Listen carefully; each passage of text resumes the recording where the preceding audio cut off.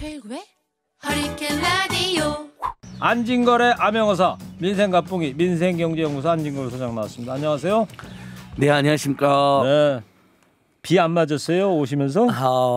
저기 막 내리다가 제가 올 때는 또 약간 비가 그쳐가지고 그래요? 비는 안 맞았는데 아무튼간 저는 이렇게 막 비가 내리니까 그 고속도로 톨게이트에서 노동자들 농성하잖아요, 옥상에서. 네. 오늘이 32일째인가 길하는 거예요. 그분들 어떻게 그러니까 비 그것도 피하고 약간 그러세요? 걱정되고. 아유. 그러니까 그냥 천막 치고 대충 비 맞으면 농성하고 있다 그러고. 네. 또 삼성전자 그 강남역 사거리에서 삼성 해고자 김용희 씨도 지금 2달째 고공 농성하고 있잖아요. 그러니까 비가 오면 그분들이 걱정이 되더라고요. 빨리 이제 대화로 잘 해결해서 내려오셨으면 좋겠다는 생각을 해봤습니다.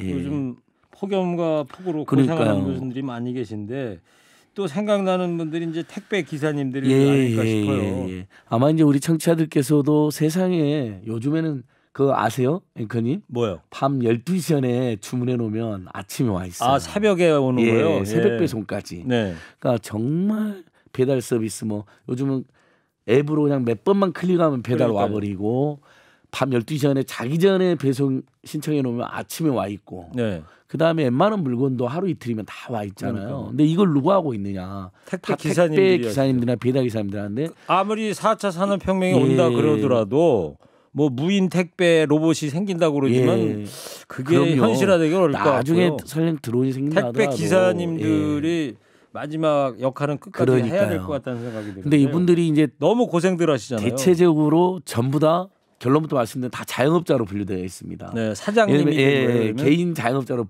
내몰려 있으니까 예를 들면 노동법 보호를 기본적으로 못 받는 거죠. 네. 그러니까 예를 들면 뭐 당연히 뭐 산재라든지 고용보험이나 이런 건 잘 안 되는 거고 이분들이 어느 정도 일을 열심히 하고 계시냐면 우리가 이제 사실 청취자들께서도 고맙습니다 하려고 그러면 이분들 뒷공문이밖에 안 보이는 경우를 많이 봤을 거예요. 왜 그런지 제가 그걸 설명을 잠깐 해드릴게요. 초인종 눌러가지고 문 열면 그렇죠. 문 열면 이미 엘리베이터 타셨어. 엘리베이터 하거나 아니면 엘리베이터에 보면 택배를 엘리베이터마다 저기 층마다 미리 도에 올라가면서 열어가지고 3개 놓고 또 2층 올라가서 2개 놓고 그러면서 내려오면서 발로 뛰면 내려오면서 찹싸게 돌리고 이제 가시는 건데 서울노동권익센터에서 서울시 산하에 서울노동권익센터가 있거든요. 실제 조사를 해보니까 하루 평균 노동시간이 13.37시간. 와. 14시간이시네. 배송 개수가 276개입니다. 자, 그럼 제가 이것을 계산해 봤어요. 그냥 13시간으로 간주하더라도 보통 이분들이 출근해서 아침 일찍 출근해서 먼저 택배를 시작하는 게 아니라 분류 작업을 해요. 자기가 이제 나를 거 이걸 거의 공짜로 하는 거예요. 그냥 택배 단가는 한 700원, 800원밖에 못 받으면서 그걸 한 6시간씩 하십니다. 그래서 1시나 2시쯤에 나가시는 거예요.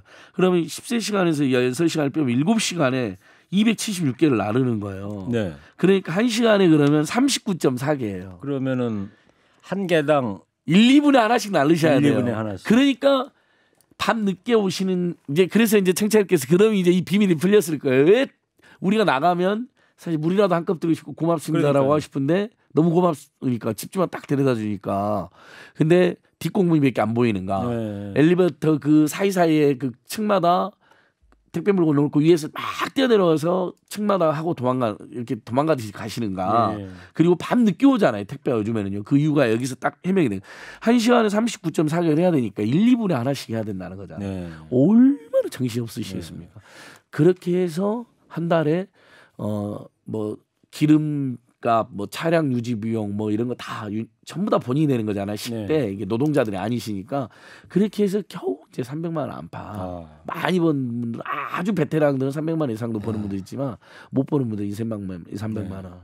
이 상황에 내몰려 계시더라고요. 그 최근에 이 택배 기사님들이 집회를 한번 했었잖아요. 집회 많이 하셨었죠. 택배 없는 날 좀 만들어 보자 이런 제안도 하셨다고 그러던데요. 최근에 우리 국민들께서 아무튼 집배원들 과로자살하는 거랑 산재 생기는 거하고 택배 기사님들 이렇게 너무 열악하게 거의 휴식도 없고 운전하면서 김밥 드시고 막 그러거든요. 그러니까 막 그래서 굉장히 많이 응원 보내주신 특히 이분들이 최근에 한 것 중에 2가지 큰 호응을 일으켰어요.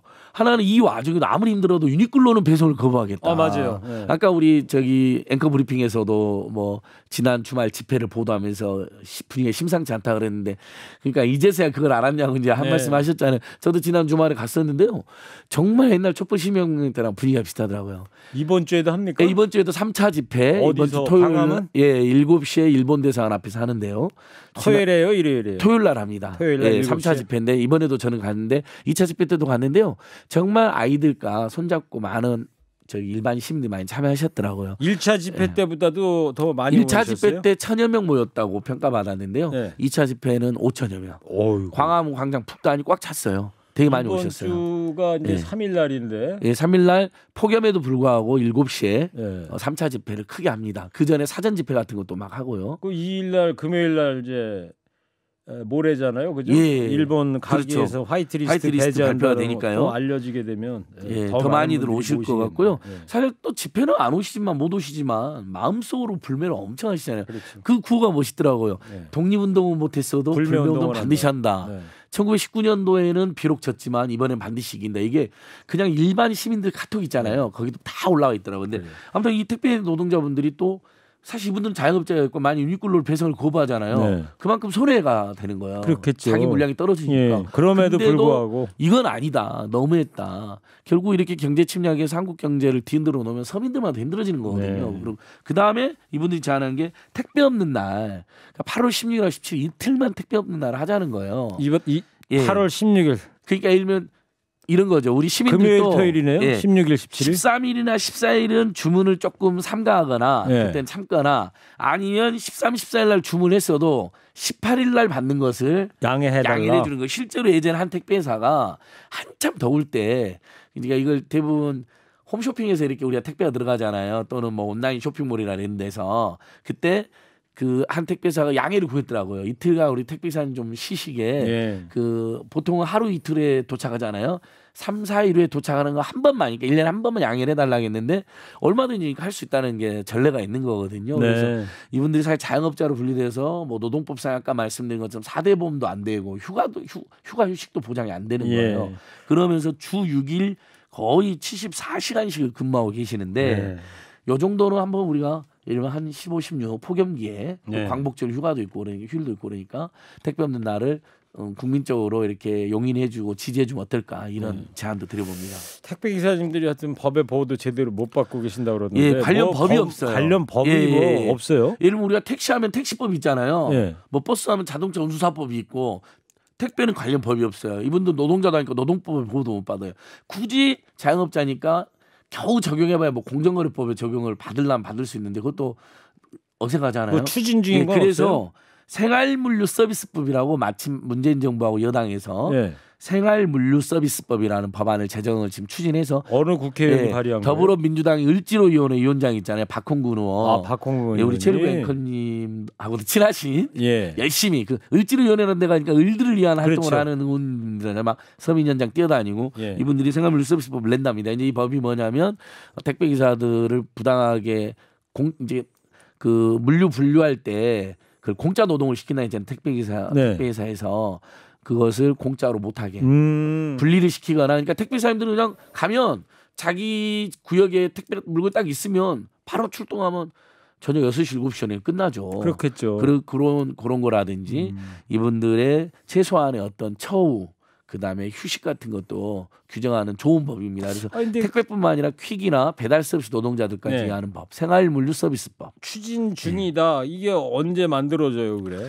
그러니까요. 그래서 이분들 지금 박홍근 의원실 제가 확인해 보니까요. 예. 빠르면 이번 주 늦어 다음 주 중에는 발의를 할 예정이래요. 네. 한참 더울 때 가장 정말 땀 흘리면서 이분들이 일하고 계시잖아요. 예. 근데 참 재밌는 게 우리가 택배 사람들 보면 다 대기업 옷 입고 있잖아요. 대기업 차량 입고. 그렇죠. 근데 거기 직원은 아니라는 거. 네. 자영업자로 내몰려 있다는 거 하나 유니폼만 주시고. 예, 유니폼이나 차량에 그 마크만 줘가지고 그렇게 달고 마치 다니는 거지. 대기업 직원인 것처럼 이미지는 만들어 준 다음에 네. 실제로는 당신들 자영업자 우린 책임 안 져 이렇게 돼 있는 거예요. 예. 이 법이 생기면 이제 상당히 우리 택배나 배달 서비스 노동자들이 보호가 될 것 같아요. 알겠습니다. 국민들께서 문자 좀 좀 해주십시오. 소개해드릴게요. 택배 기사입니다. 토요일에는 자율 배송하고 싶습니다. 자율 배송이라는 게 어떤 그러니까 말씀이죠? 주 5일만 하고 예. 정말 돈이 급해고 조금이라도 더 해야겠다는 분들만 자율적으로 배송하게 해달라는 건데 지금 택배회사들이 강제로 사실상 시키고 안 하면 페널티 주고 막 그런단 말이죠. 또 다른 청취자 택배 주 5일만 하도록 해야 합니다. 제가 택배하고 있는데요. 택배 없는 날이 격주 토요일이라도 있다면 좋겠어요. 또 약자들의 아이콘 안진걸 소장 반갑습니다. 아이고 네. 죄송합니다. 자, 안진걸 소장님 시간이 다 됐어요. 다음 한 주 또 열심히 띄워주시고요. 다음 주 수요일 날 뵙겠습니다. 요 일을 열심히 하는 분들이 택배연대 노조라고 노조를 만들었어요. 그래서 혹시 택배기사님들 다음 주에 또 말씀해 주시는 다음 주에 다시 한번 설명해드리겠습니다. 고맙습니다. 일부 행기의 이야기를 더 듣고 싶다면